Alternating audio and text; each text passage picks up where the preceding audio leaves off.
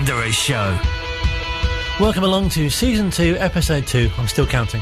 I'm counting up to about 6 we did last season, wasn't it? And then when I gave up. Do you know which episode number this is in total? No. Oh, dear. I should do, shouldn't I? You've let me down already. Luke will tell me. Mr. Statsman. Colin and Bob are with you for the next hour, talking all things Wycombe Wanderers. No Sheila Bees this week. No, indeed. But you would know how to say Galatasaray properly, wouldn't you? Yes. And great to have Bob in the studio with us as well. Yes. I thought perhaps we'd not mention this, but it's definitely a thing to flag up, I think. Oh, well, thank you very much, yes. Can't remember the last time you were having sat. been ill for a month and not actually been in the Wycombe Sound studio, and also actually not just been in the studio for a long time. I was going to anyway. say, you've been from the Weeburn Green branch for some time. Indeed. So it's nice to actually be sitting here, and I'm very impressed that you're in your Wycombe Wanderers. I think it's one of the training tops, isn't it? No, it's an away kit. Was this one of the away kits? Yeah. Yes. Okay. You get muddled with the away kits. Yes. Still to come. That's quite a good link actually, because still to come this week in the show. Bob's been shopping.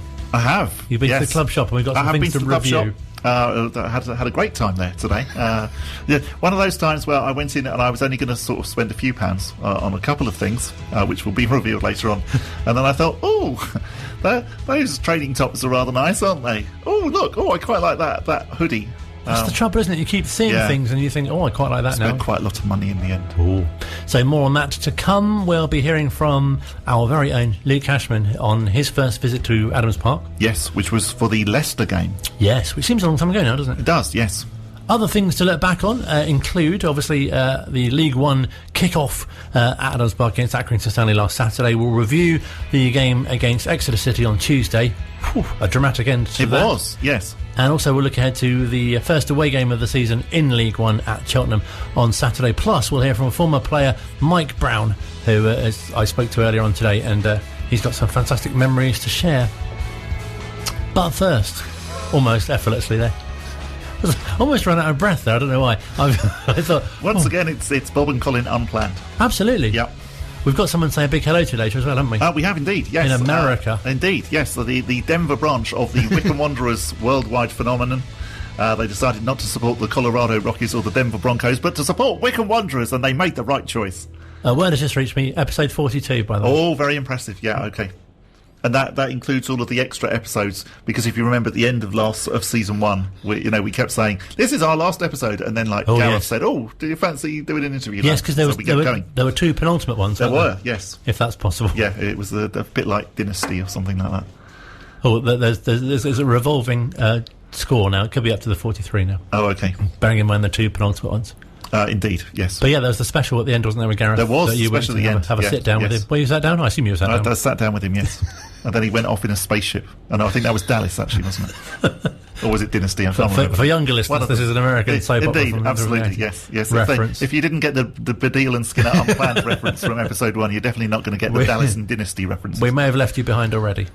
Indeed. So you went along to Adams Park on Saturday. I did, and it was fantastic because obviously fans were there, and it was as football used to be, and how wonderful just to be back and actually hearing the chants.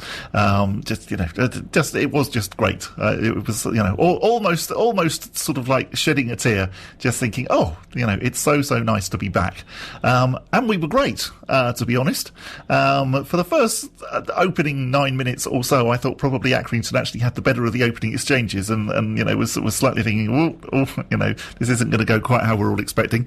But then, obviously, man of the moment, Gareth McGleary, stepped up and scored 2 goals in very quick succession. And after that, really, for the next 60 minutes or so, we were very, very comfortable to the point that actually it almost looked a bit like a pre-season game, the way that the ball was being passed around. We were that comfortable. But of course, we wouldn't be Wycombe Wanderers unless we then conceded with 5 minutes to go, just to make things a little bit tense.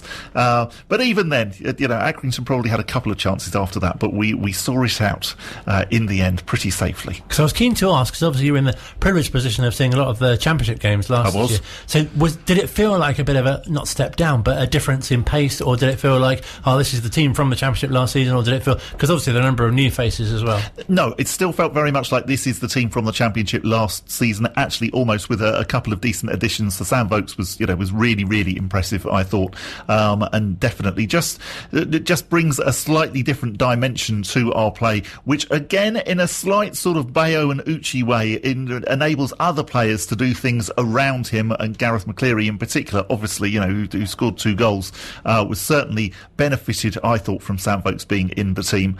I think the only thing that made it feel maybe a little bit more like the lower leagues, and this is no criticism of them at all, but just obviously Accrington, a little bit like ourselves, are one of the smaller clubs even in the lower leagues, and so of course they probably bought maybe 50 fans, possibly slightly more, but that was the only thing that made you think, oh yes, okay, this isn't a championship game. But as I say, that's no disrespect to them at all, because I do always think when home fans then start chanting at away fans things such as, is that all you bring away? It's always slightly ironic, because they're the ones that are there. And when the Exeter fans were doing it to us on Tuesday night, and you were thinking, well, hang on, I've come all the way down the M5 and the M4 on a Tuesday evening, and all you can do is sing at us, is that all you bring away? But 4,500, pretty decent, I guess, for a season opener. I thought it was, yes. And again, particularly the fact that Accrington didn't actually bring that many. When you look at similar opening games and the attendances, they were normally, you think back a couple of years ago when, of course, Bolton were our visitors on the very first game, and they brought a lot of fans with them. So I thought actually 4,500 was really impressive.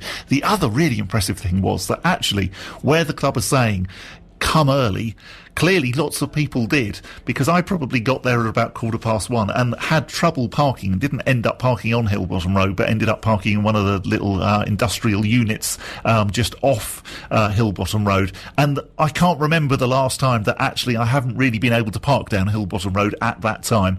Definitely it was buzzing beforehand in the Chairboys Village and in the Caledonian Suite. It really did feel slightly like the American experience of tailgating, I suppose, which I think is probably what the Coohigs are almost looking to introduce. This idea of, well, yeah, you go to the sporting event, you get there early, you watch whatever game is actually going on, and obviously there were a couple of things going on with regards to cricket and football on Saturday, and then also you hang about afterwards and you have a beer before you go home, which again I think a lot of people seem to do. And then, as you touched on, you travelled to Exeter. I did indeed, yes. So went down to Exeter on Tuesday. The game wasn't particularly fascinating. Definitely notable for the amount of injuries that Wycombe had. Poor Jason McCarthy limping off after coming on after only a few minutes. That was a bit of a blow. Joe Jacobson also going off as well after a phenomenal tackle. And I'm not quite sure whether it was the tackle that actually got injured in, but he did really throw himself into it. And it was one of those where you half thought, is the referee going to give a free kick? And he didn't, which, credits to him. Obviously, we've already discussed slightly in drive time poor Matt Bloomfield going off with concussion.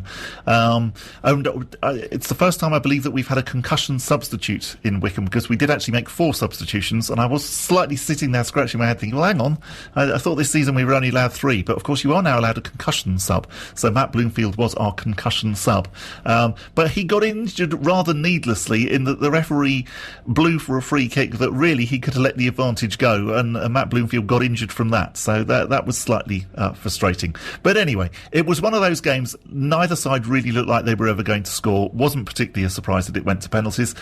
Quite like the fact in that sort of game now that actually you don't have extra time, because had we been subjected to another half an hour, I think people would have thought, rather than, oh, great. But the penalty shootout was brilliant. Definitely worth travelling all the way to Devon for.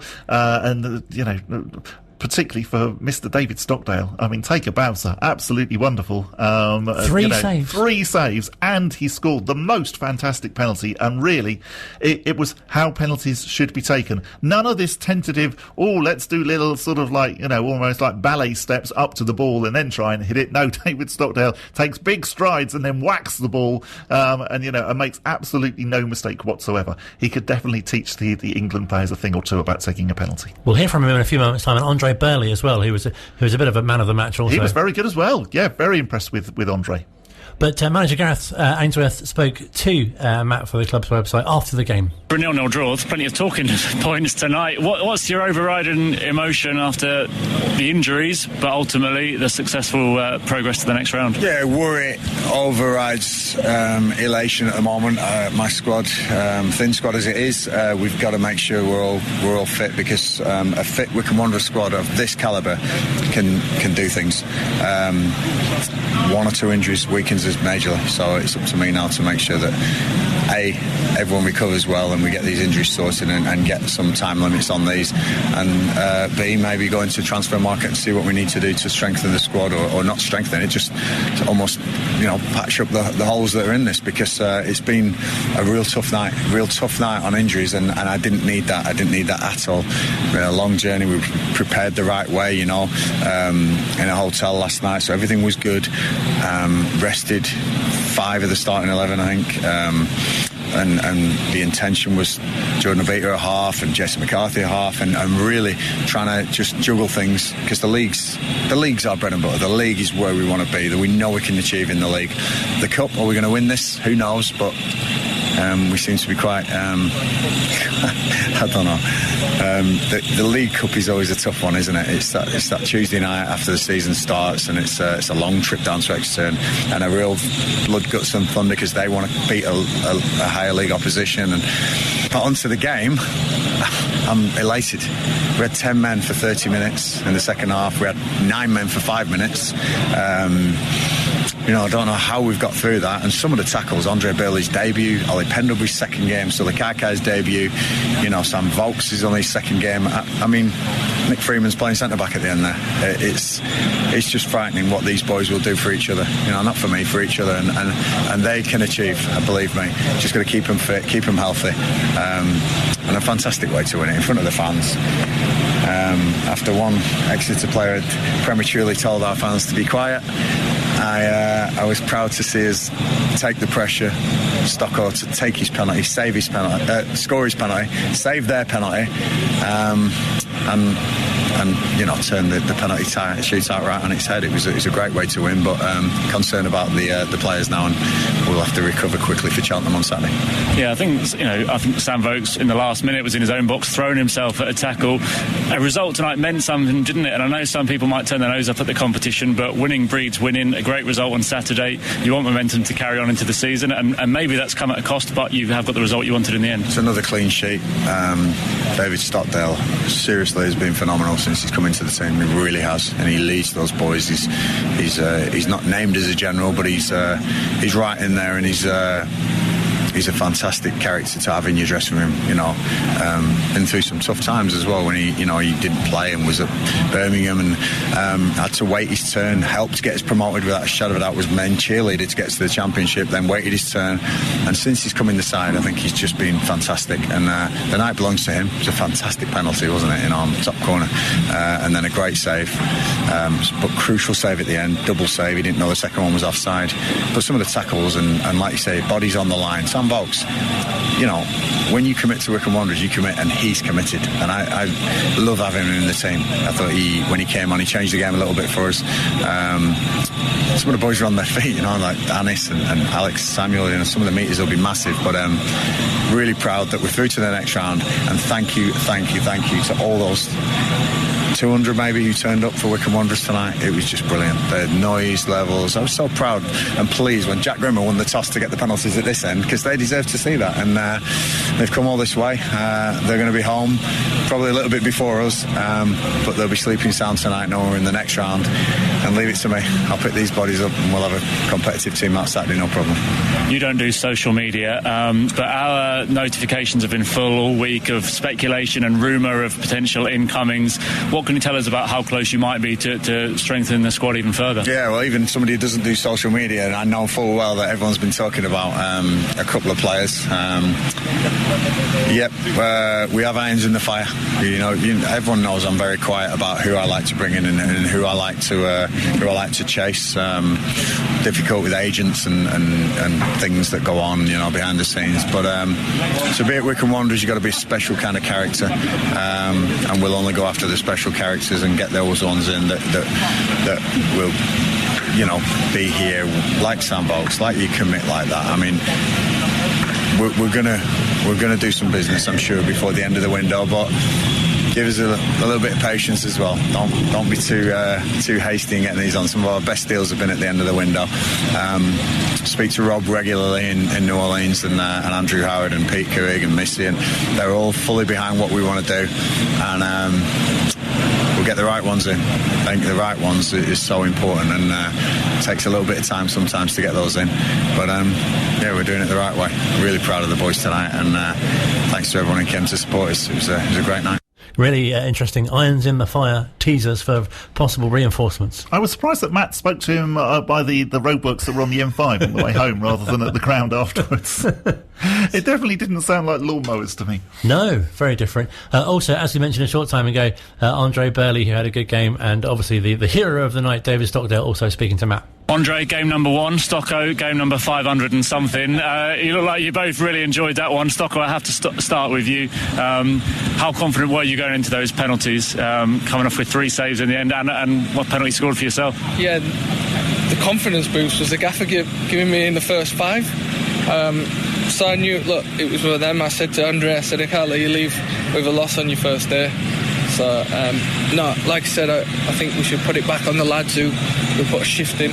Andre, it was just incredible, to come through that way. I think Andre played at 3 different positions at one point, and it's coming in on your first game, it's not easy.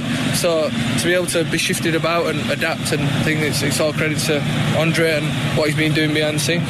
Andre, I asked you just a minute ago if you were going to take a penalty. You said, yeah, I'm confident. I was down for number 10 out of 10. But you'd already done your work for the night. A phenomenal first performance of you, a clean sheet. You must be so proud looking back on tonight's work. Yeah, I'm so happy with the team's performance today. We had our backs against the wall, had 10 men for quite a lot of the game, but we dug deep. This team's a great community and a unit. We stuck as a unit, and I'm so pleased with the lads. On my debut, got the 3 points. And it wasn't routine, was it? You had so many centre-back partnerships. You end up with Nick Freeman to your left. I think you've got Sully Kai running up and down the right-hand channel at right wing-back. But the boys dug in. Sam Vokes' body on the line at the end there embodies the spirit of the club, doesn't it? Yeah, the lads just, like I said, put a shift in. Nick playing centre-half, Sully playing centre-half. Everyone just worked as hard as they could. And we got the results from it. Scoring a penalty, what a penalty it was. Does he score them in training? I think the moment was when I flew past him after a touch and ended up playing a pass from the halfway line. I've got to run back. He was blowing off. Yeah, I was. Obviously the season started so well on Saturday. Some people might look at the cup and think it's a distraction, but I guess winning breeds winning, doesn't it? And you want to get into that routine and now take that into Cheltenham. Whoever's fit to play will be confident that we can go and get a result. We have to pick ourselves up first, dust ourselves down. There's a few lads, hopefully Bloom's, fingers crossed, is okay. Took a blow to the head, I don't know what happened, I think JJ shanked it, so but yeah, it's something that we have to look at. There's other players that just weren't feeling.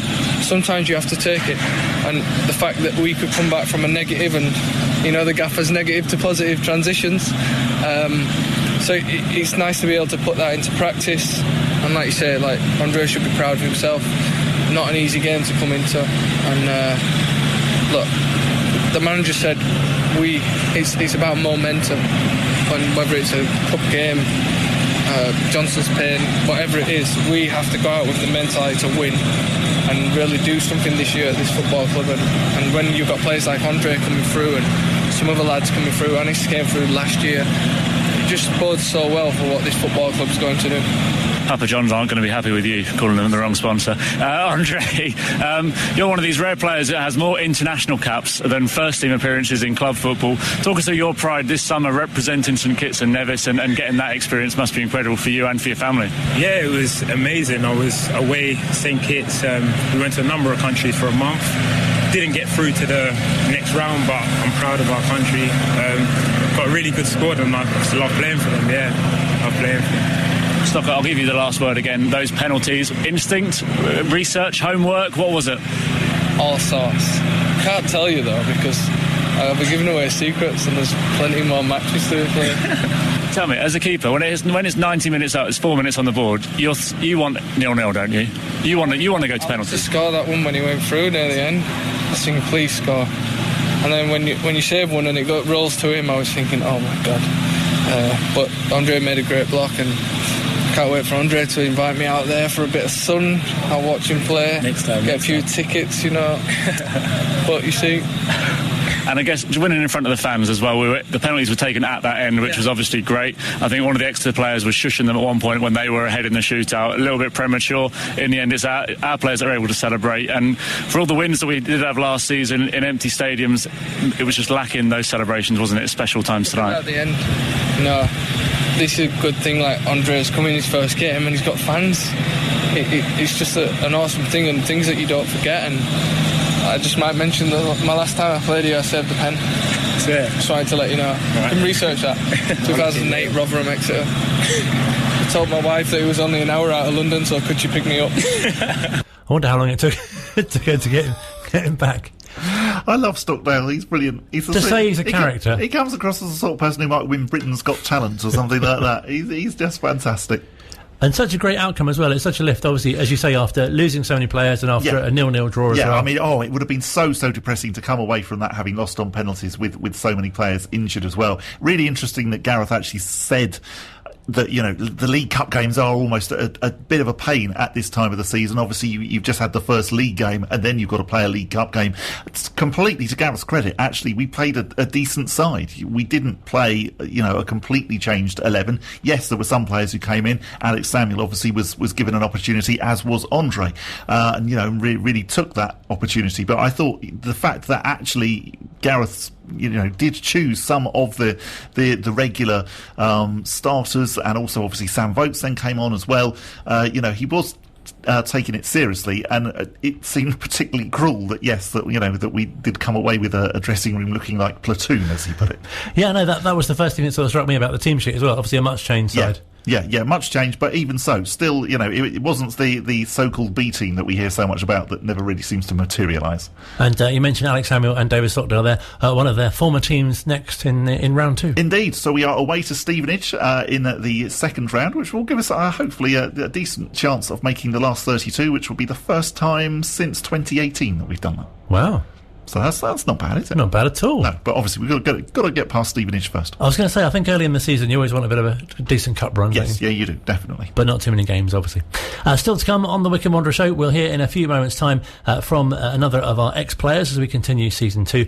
Plus, we'll be reviewing Bob's purchases from the club shop and getting Luke Hashman's thoughts on his first visit to Adams Park as well. Here at Wycombe Sound. Online, on Radio Player, and on 106.6 FM. This is Wycombe Sound. It's the second half of the Wycombe Wanderers Show. Still to come, the third half, where we'll review Bob's purchases from the club shop. Yes. We've got someone to say a big hello to as well, haven't we? Hello! Need to rehearse that better. And we'll catch up with Luke Hashman, not producer Luke, who's been to Adams Park for the first time. We'll get his thoughts on his first experience at the game. Always interesting to hear people's first thoughts. No, definitely. Of going to football. Because you take it for granted, don't you? The smells, the feeling of walking up to the ground, and the burgers, and the anticipation of hopefully coming away with a win and things like that. Don't mention the burgers. No, actually, I think that the burgers have been quite good. Oh, absolutely. Yeah, good burger news. And as I said last week, and I've seen a few more people moan about the burgers, and in fact, the burgers now seems to be the sort of like the running joke, and probably will be the running joke through the whole season. But if all we've got to be worried about is the price of burgers, then we're definitely doing something right. Absolutely. Great burger update. We should have featured that each week as well.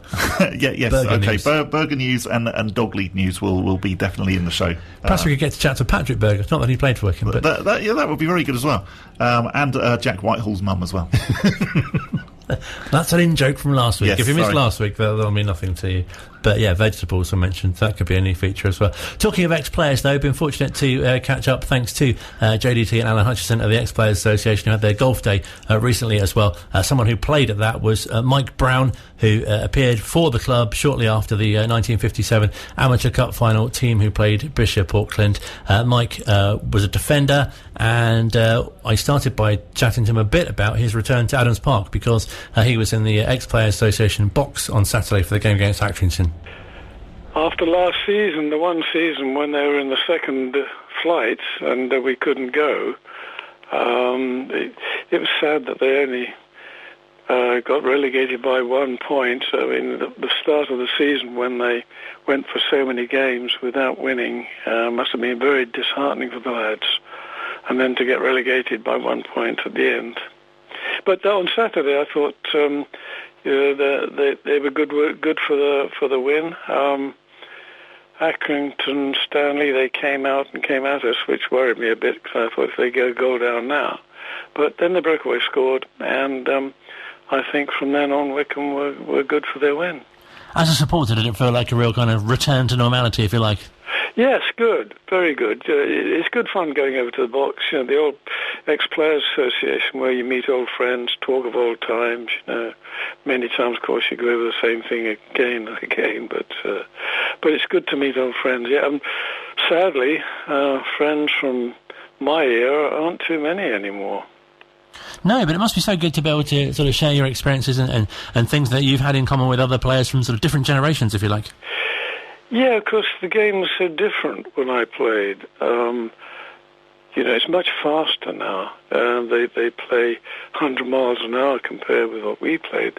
But we had a lot of skillful players. The time that I played, I think Wycombe were probably... They just played at Wembley in the cup final against Bishop Auckland, lost. Frank Wesley retired after that game. I got into the side at left back, and you know, we were one of the better sides in the south, I think, and it was a wonderful experience. I mean, I've been playing for Slough Town, and the difference was incredible. I'm playing under Sid Cann as well, who's obviously one of Wycombe's legendary managers. Indeed. I mean, it was Sid who got me. I mean, I was playing on the wing for Slough, in and out of the side, and we played Wycombe an end-of-season invitation cup kind of thing, and it was an evening game, and players' availability was a bit tight, work and so on, and I played at left back, and being a winger, I had a bit of pace, I knew how to tackle, and Sid was told that I was leaving Slough, so he came after me, and that's why I came to be at Wycombe. And there must have been such a great sort of team camaraderie when you arrived as well, but something that was quite easy for you to fit into. Oh, it was a different world. I can remember the first night training there. It was so different at Wycombe. I mean, it was like going to the first division from the third division, and then, you know, one evening I played a couple of game reserves and got over there training, and said to me, "You know, you're in the first team tomorrow, Mike." And I said, "No."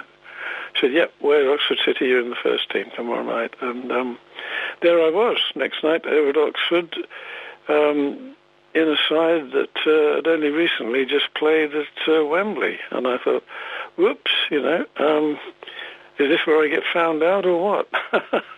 But I stayed in the side and learned a lot from Sid and the boys around me. But they were a tremendous lot, you know, people like Freddie Lawson, Mike Wicks, Jim Mooring, Jimmy Truitt. It was great playing with them all. I was going to say, it must have been fantastic to come in to play with some of those players who played at Wembley. That's right. It was the thing that struck me was it was so easy. They were good players. They took up good positions. Every time you thought you were under pressure, you got the ball, there was a voice, "Mickey, this way," or "That way, got you, man on, Mickey," you know, that sort of thing. It was so different, and it was tremendous. And are there particular games that stand out around that time? Well, there's one in particular. It was an FA Cup tie away at Ilford, and it was the Saturday after the Manchester United Munich air disaster, and we were playing at Ilford. Ilford played in blue, so we played in Manchester United strip, and at half-time we were 1-up, penalty from Paul, and the referee didn't want to give the penalty. It was given by the linesman, and he really didn't want to give it, but it was a penalty, and we went in 1-up, and we came out second half, and we were about 15 minutes into the half when they punted a long ball into our penalty area, and Ken Crook, our centre-half, went up for the ball, and the Ilford player jumped into him. The whistle went, and we thought, great, we got a free kick, you know. And he pointed to the penalty spot.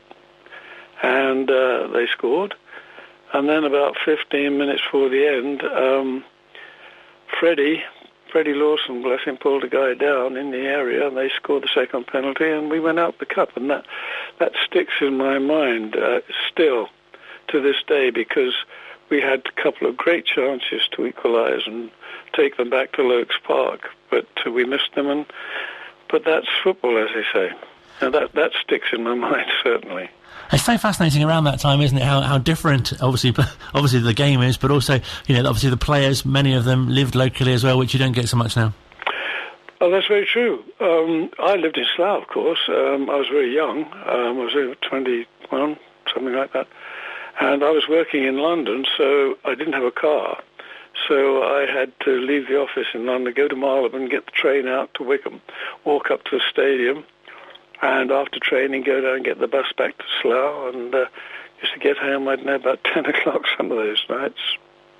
It's fantastic, isn't it, for fans? Because obviously fans wouldn't know that. They just turn up on a Saturday or Tuesday evening and watch the games and not know sort of what's gone into putting that on. That's right. Yeah, that's right. But as you say, a lot of people did live locally. And the thing I found about Wycombe was that you not only joined the football, but you made some good friends. I've got friends that last to this day. A particular friend of mine was Dennis Syrett and Jimmy Truitt.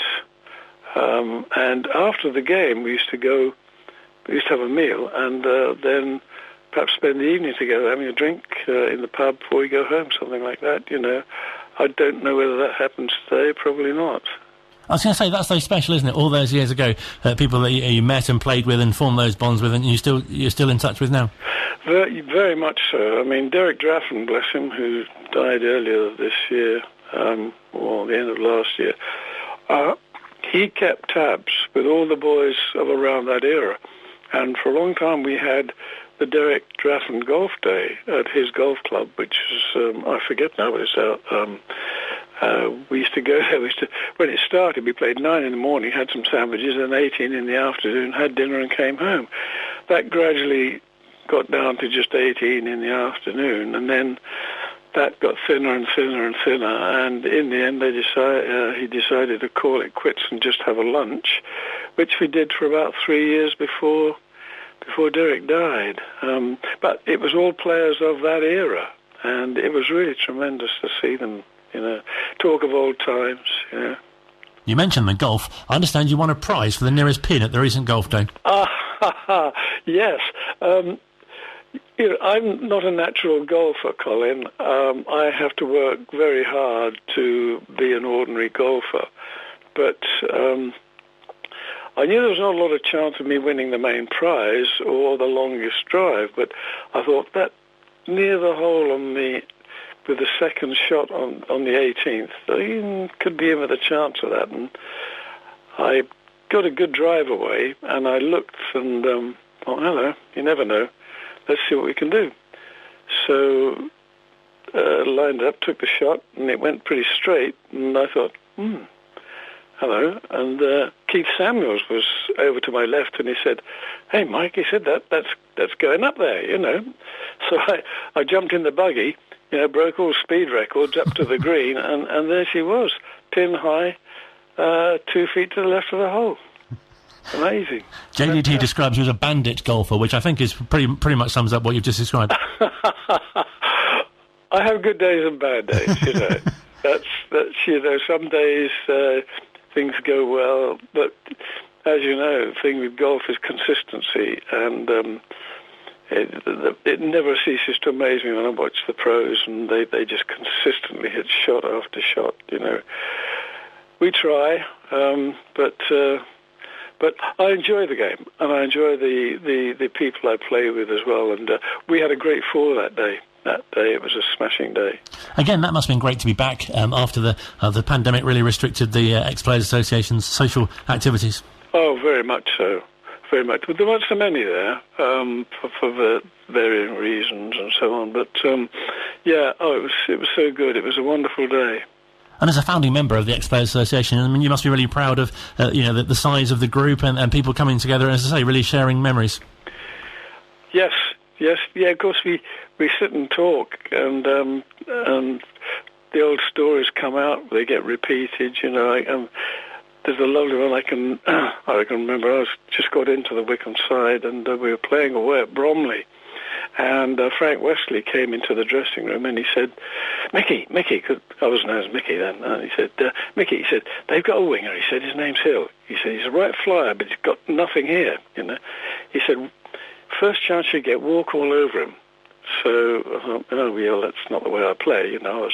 I was a footballer and converted winger. Yeah, I could mix it if I had to, but that wasn't my game. But we kicked off, and the ball was sent out to this guy, high ball in the air, and he came running in, and I'm watching it, and I knew I could get it, and I just leapt up, and he clattered into me, and we both went down, and he was just stretched out, and he got up, and he went the other side of the pitch, and the winger came over there. I never saw him again. And at half-time, Frank Wesley came in the dressing room. And he was, hey, Mickey, he said, that was bloody great. He said, I couldn't have done it better myself, you know. Nothing to do with me. But, yeah, little memories like that, you know, they get told over and over again, you know. But it's great to have those, isn't it, for you to kind of reflect on as well? Oh, yes. Yeah, when you sit there and you in the players' box there and you sit outside, it's a tremendous facility that the club give us.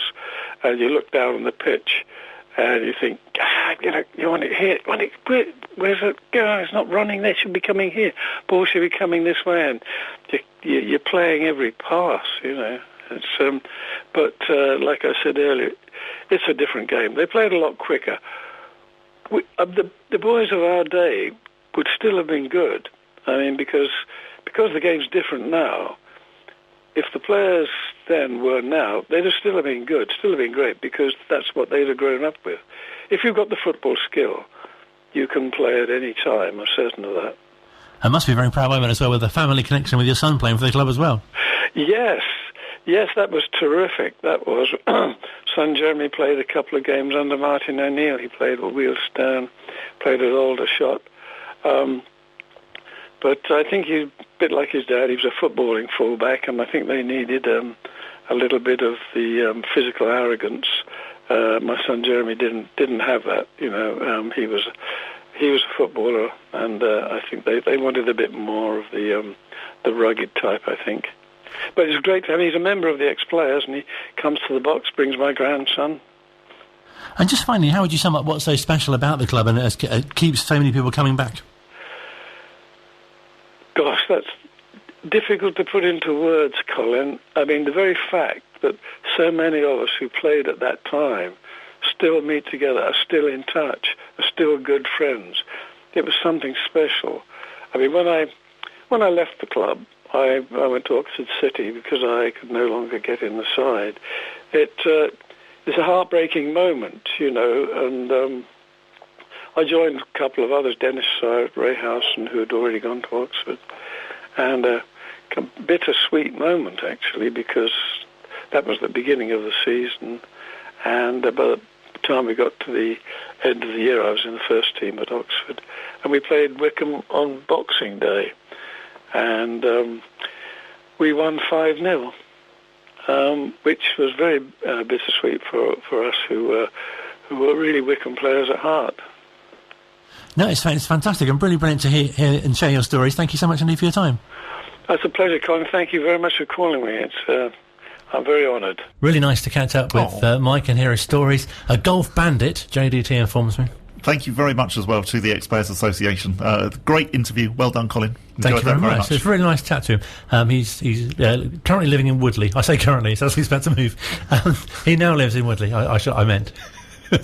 Did he have dealings with the estate agent who we spoke to? Was it in season 1? That's right. Yes. Good memory. Yeah. I don't know. Possibly. Well, I think you just called him an estate agent, and he corrected you and said no, he definitely wasn't that. No, was he more of a surveyor or conveyancer or something? Now. Yeah.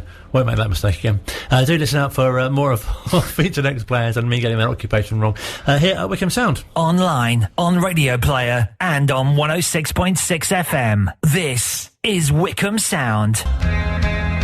Still to come on the final part of the Wycombe Wanderers Show, we'll chat to our very own, people say that on the radio, don't they, our very own Luke Hashman, who's had his first, well, turns out not to be his first, Adams Park experience, and Bob's brought in some you called it produce earlier, didn't you? I have. From the club shop. I went along to the club shop this afternoon, and a big hello to Neil Peters, who I saw, we had a chat to, and he is going to be on the programme next week. He's just changing jobs. He was head of commercial operations, and he's going to become head of stadium management or something like that. I've possibly got those titles slightly wrong. But anyway, yes, he is coming on the programme next week. Perhaps he could bring us some merchandise as well. That would be good, yes. Or maybe some burgers. Yeah. That would be very nice. But we must say a big hello to Michael from Denver, who sent us an email. It's lovely to know that actually we are now becoming part of the Wycombe Wanderers worldwide phenomenon. So I always found that quite hard to say. It's good. He said that he was able to catch a couple of episodes last season, but is going to strive to be along for the whole roller coaster this season, and said thank you for contributing wonderful content for us fans. It's really nice to hear from him and glad that he's enjoying it. He was telling us that he wrote an anthem. Indeed, yes, because we then replied saying, you know, we were very excited to have a fan in Denver, and we were impressed he wasn't supporting the Colorado Avalanche or the Denver Nuggets. That's, I think I've mentioned now all of the teams in Colorado. And he said he appreciates the offer. He's not actually been a fan that long, although then he goes on to say that he's been a fan for 5 years. And I think, well, actually, you know... pretty established, isn't it? Indeed, yeah. You know, it wasn't as if you just jumped on the championship bandwagon. No. So definitely don't put yourself down. But yes, he says it's a bit of an unusual story. He wrote an anthem for the club, which was played at Adams Park several times. The initial writing of the song was in February 2017. It turned into being a gateway to supporting the club. He's an I follow fanatic, he describes himself, but he has been able to get over to a couple of live games as well. But yes, it would be fantastic to speak to Michael. We must arrange that. We could even have the anthem on as well, perhaps. And when we're allowed travel between the US and the UK, it would be great, Michael, for you to come over and see a game and then come on and chat to us about it. No, definitely. Talking of seeing a game, I'm very pleased to welcome to the Wycombe Wanderers Show Luke Hashman. Hello, sir. Hello, very good link there. Say that again, nobody heard you. How ironic, I was just about to compliment you on the seamless link. Irony on the show. Last week, vegetable growing. This week, irony from silence. But you went to your first game at Adams Park, although, as it turns out, not your first visit to Adams Park. No, not my first visit to Adams Park, because I went to the... as a child, I was obviously quite keen in school, and I signed up to be a junior road safety officer when I was in year 5, and we went to a thing that they did for all of us across the county at Adams Park. So I did actually go 16 years ago, but I don't think we actually saw the pitch. And if we did, I was so uninterested at the time that it completely passed me by. So it was the first time I've actually been and seen football at Adams Park. Brilliant insight. Yeah, so tell us about your kind of thoughts, your kind of experience. Because I know you took the park and ride, which will be pleasing for those that also, I must say, I'm very impressed, because actually I've spoken to you a lot about football during the championship season, and you came across as being very, very knowledgeable. So I wouldn't have guessed that actually that you hadn't been to a game before. Well, that's encouraging, I suppose. I feel like most of my, if I can call it knowledge, has come from the last sort of year or so when we've been talking on a Saturday afternoon, because I never really was that into sport at all. But then, as I've been involved on a Saturday afternoon in one form or another here for a couple of years, I just kind of have it's got me on the bandwagon, and I was interested, and I thought, you know, actually, I've never been to a match, so I should go. And I thought, I know it will surprise people if I do actually go, and I didn't really know what to expect. But I really enjoyed it, and I came out of that match feeling like I can see what all the fuss is about, and I think maybe partly because it was the Leicester game, so I went in, and even with my limited knowledge, I kind of thought, well, this isn't going to be an easy game, but then to see them win was really exciting. And yeah, and you mentioned the park and ride, so I got that because you can tell it was my first time, because I was naive enough to think I was just going to turn up and park. But no, it was very, very smooth, and it was quite nice actually at the end as well, because you could see all the people who were caught in the traffic leaving, and we were just on the bus waving at them. Waving at them, and then obviously there's no one on the random field that it is near West Wycombe, so then it was just a sort of easy drive home listening to Wycombe Sound, obviously. And did you get that real buzz as you're approaching the ground? You can feel the sense of anticipation of the fans, the smell of the burgers. Sorry, I mentioned the burgers again. As I was actually approaching the ground, I think the only thing, if I was going to smell anything, was probably like my own sweat of walking up the hill, because obviously it was there was all that traffic, so the bus had dropped us off so that we could walk the rest of the way, because it would have been quicker. So I was kind of getting a bit out of breath because I'm not hugely fit, and then I got there and I was like, okay, but what happens now? I didn't really know that there was so much that went on before the match, but then I went along. I was completely thrown by you because I didn't realise that you were inside the stadium, and then there was the Wycombe Sound gazebo, and I was wearing my Wycombe Wanderers shirt, and as I walked up to the gazebo, all I could hear from the speaker was you saying, "Oh, and he's got a Wycombe Wanderers shirt," and I was looking around, well, where are you? How can you see what I'm wearing? Is there a hidden camera somewhere? But no, it was just, I think also it was one of the first times I've seen that many people since everything's been kind of opened up again, and everyone was clearly so pleased to be there. It was just a really nice atmosphere, and that was what was really good. And then watched the game. You're in the Frank Adams stand, is that correct? I was, yes, at the Frank Adams stand, which was great view for the fireworks at the end as well. Yeah, you supplied the footage, didn't you, for our promo? I did, yes. That's my claim to fame now. But I think, just as someone who'd never been before, didn't really know what to expect, just kind of when you watch footage on TV or online and you see all kind of like the cheers when we had the goal, it was nice to be in the middle of that atmosphere and just get the feel of it. And I thought, actually, now I always just thought, it's just a few people kicking a ball around, but I could really get welcome to Luke Explains Football. But I just I got that sort of magic of football for probably the first time. So it was a really good experience. I was going to say it's the whole kind of experience, isn't it? And obviously we've been to a few games in our time, but it's your first one. Is something that you'll kind of keep as I say, the sort of sights and sounds and feels that you kind of have completely. And I don't think you ever forget it. I certainly haven't forgotten my first one, even though it was now how many years ago? 39 years ago.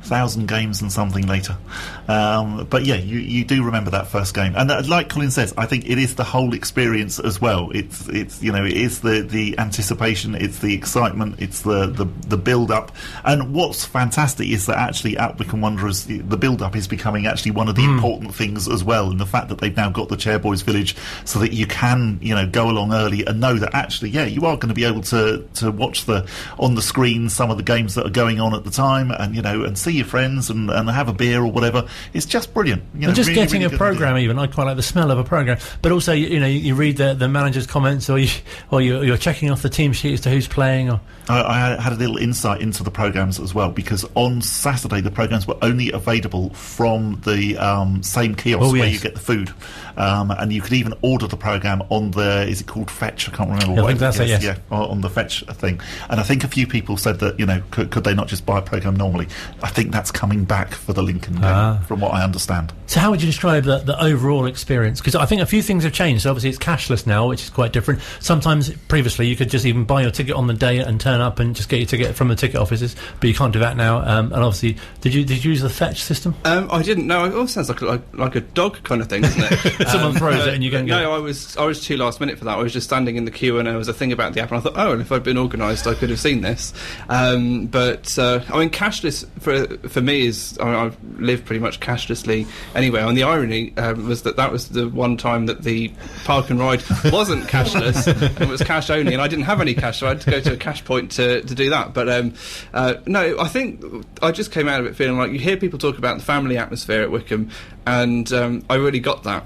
And a couple of years ago, if you'd said to me, are you going to go to we were joking around here on Saturday afternoon about how I should get to a football match, and I'm glad that I did, because I almost did it as not as a joke, but just think, well, I might as well. But no, I've really enjoyed it, and I think it will certainly won't be my last visit to Wycombe. Fantastic. And there's something nice about going to a pre-season friendly, isn't there, on a summer's evening? You might be a bit confused by the try list and the amount of substitutes, but I don't know half the players from that distance anyway, so.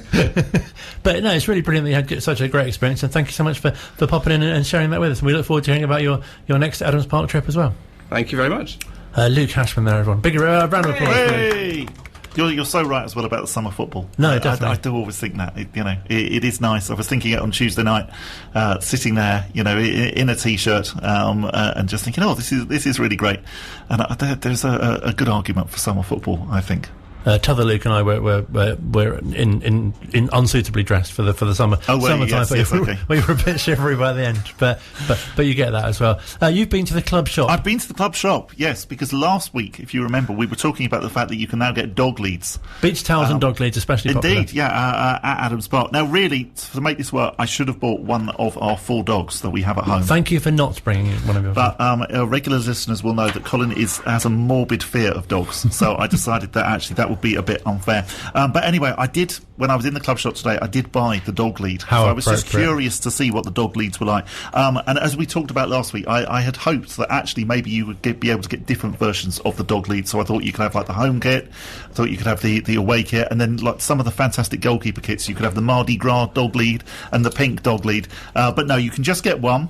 It is light and dark blue, as you would expect, with the Wycombe Wanderers badge on. Does look very good quality. And it is very good quality, as you would expect. It's got one of the little clips that you have on a dog lead, and you can also get a dog collar as well. It's like QVC. It's brilliant. Wouldn't you want this? Come on, no. Buy now. What would I want? And also, it's got one of the clippy things as well for clippy your dog. Things. Clippy thing. I don't know what the proper term is. It's like carabiner, isn't it? Like climbers have that sort of thing. But definitely, I can recommend the dog lead. I think if you put your dog on, and I'm just going to do the sort of like the pull test. Yeah, your dog wouldn't escape with a Wycombe Wanderers dog lead.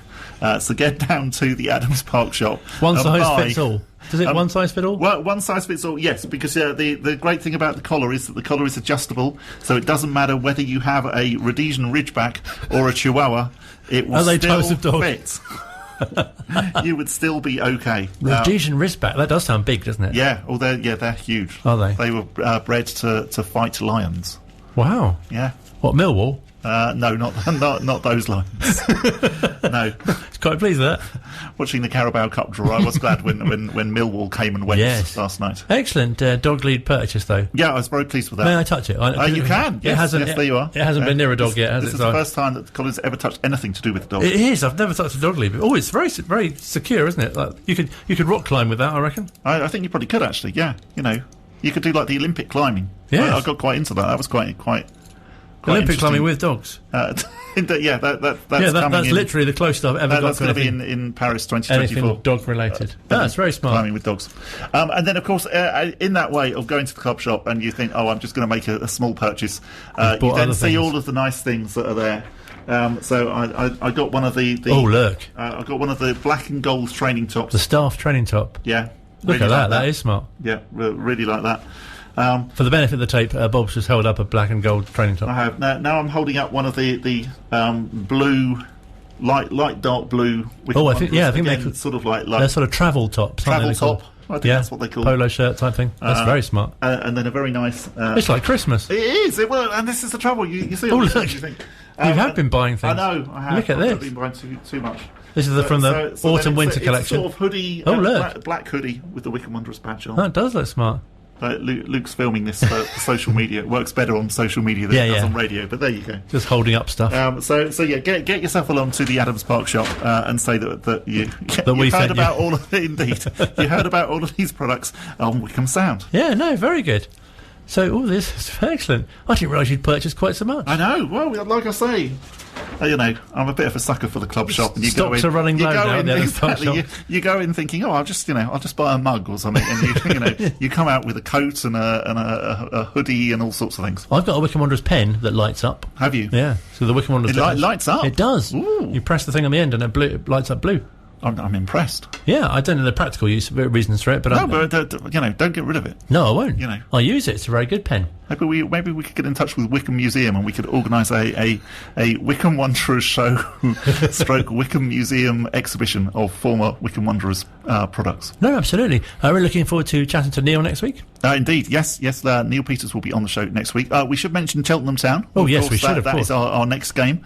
Thank you for reminding me. Indeed, yes. So they won 2-0 in the League Cup on Tuesday. They drew 1-1 with Crewe Alexandra on Saturday. Obviously, they were champions of League Two. Not going to be an easy game, and particularly given the state of our injuries. Let's hope that actually we can have a pretty much full squad to choose from. Club have been quite quiet about that at the moment. I was going to say, it sounds like there's a bit of patching up to be doing between now and indeed, yeah, I think very much so. And I'm sure Gareth must have been quite frustrated, because I think the League Cup is one competition where you really don't want those injuries. Of course. You know, if you get injuries in a league game, you sort of think, well, that's, par for the course. But actually, a League Cup game, you are thinking, well, I hope that they all come through this unscathed for 90 minutes. And the fact that actually, we had so many players injured. But anyway, hopefully that will not affect us this coming Saturday. And then, of course, we are away. The fixtures do come very thick and fast during August. We're away to Wigan Athletic on Tuesday, and I shall be going along to that one. Oh, fantastic. Join us next week. Thank you so much for listening. Hope you've enjoyed the show. Brilliant to catch up with Luke, with Mike, with Bob, of course, back in the studio. That was very exciting. That was a highlight. Oh, thank you. Bob's purchases as well. Indeed, yes. If you do go to the Adams Park shop, do buy the dog lead, even if you haven't got a dog. Are you on commission? Look out for the training top dog lead.